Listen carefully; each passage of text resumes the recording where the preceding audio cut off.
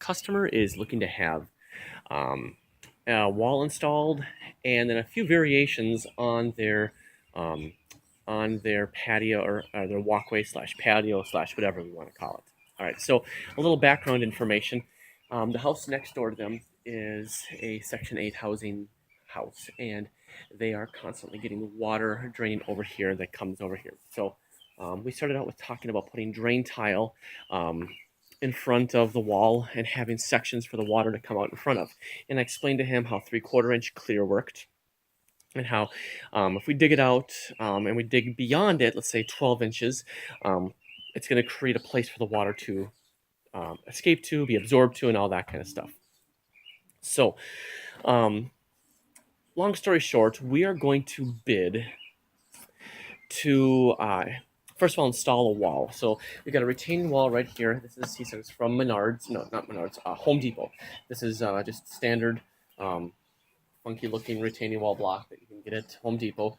I'll have to double check on the cost of it, but we're gonna go from the fence down there to the garage right here. But we're also it's not going to go all the way to the garage. It's actually going to stop right here and go around in a little curve. It's 7 feet by 7 feet in that general range.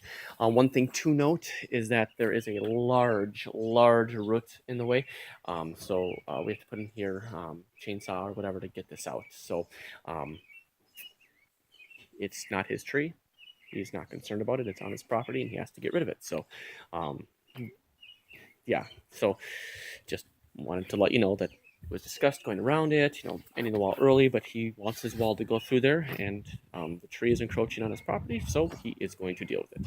All right, so but it gets to the walkway area here. So he originally asked if we could re-level his sidewalk, and by that he means cut it, lift it up, add some crushed rock, and reset it. And I said, that's really not what we do. So after further discussion, we talked about the water, and we're going to bid this two ways. First of all, we're going to bid this to do nothing with the first way is to do nothing with the concrete.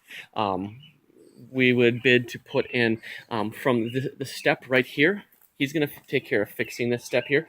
But from the step here, between the sidewalk and the wall, is going to be just mulch. So when we excavate this out, we're just going to level it down and put in the retaining wall, but there's going to be soft scape over here. Starting from the step, the rest of the way here and into the back is going to be pavers. So brick pavers, red brick pavers, or pavers in general. So we're going to bid just some Willow Creek pavers to go between the sidewalk and the wall. 6, 5, 4. It's about 4 feet between the two. So I've got the dimensions down there, but it's 4 feet in between the two. And as it comes around here, all this grass is gone. And by all, it's not that much, but this grass here is all gone. In both of these proposals, this grass is gone, and she wants it to be a patio. So there's going to be a patio here in the backyard, levelish with here. So and if we do this, then in front of this, we're gonna have to put some drain tile in front of his retaining wall to allow the water to escape down at that far end. So corrugated tubing. I talked to him about how putting water through the base of pavers is a bad idea because you get water flow, you can get erosion, all sorts of goodies. So we're also going to bid this with bluestone. Because obviously the bluestone is going to be able to withstand this immensely. So it's a big area. And if we do bluestone, we'd also replace the sidewalk. So on my drawing, you'll see a dashed line. That dashed line represents the 2-foot wide walk that we have coming across here, going the length of it. So for the pavers, it's just this between the walkway and the wall. For the bluestone, we're replacing the walkway with bluestone as well.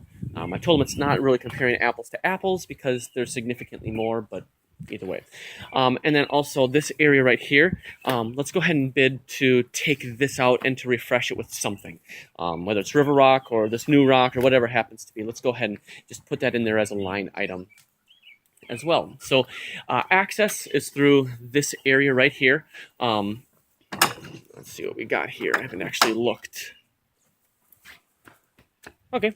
That's not so bad. This section of fence comes out. In fact, they take it out during the winter because there's no place to put the snow, so it just gets piled up in that back area over there. So, yeesh. This is an alley in the middle of the street. So there's no great place. It looks like we can stage stuff here, but I don't think we can get a dumpster back here. It'll probably be best to use the dump truck to get everything out in this particular instance. So let's see. What else? I think that's it. Oh, we do need to from where they're having so in this area that they're going to keep green, we will need to put probably some sort of corrugated tubing to empty out into the front yard, and he'll deal with it from there. So, and whatever we bid here, either way, in this area, we need to bid to dig out a bit in front of the wall to be able to lay some corrugated tube in some base, and then let it run out the backside. So, I want to say it was like 22 feet or something along those lines that we would need to do. We also need to, because he wants it as close to the edge as possible, we'll probably have to end up cutting just a little bit on the footings just to get rid of some of the overflow so we can get it as close as possible. So I think that's it.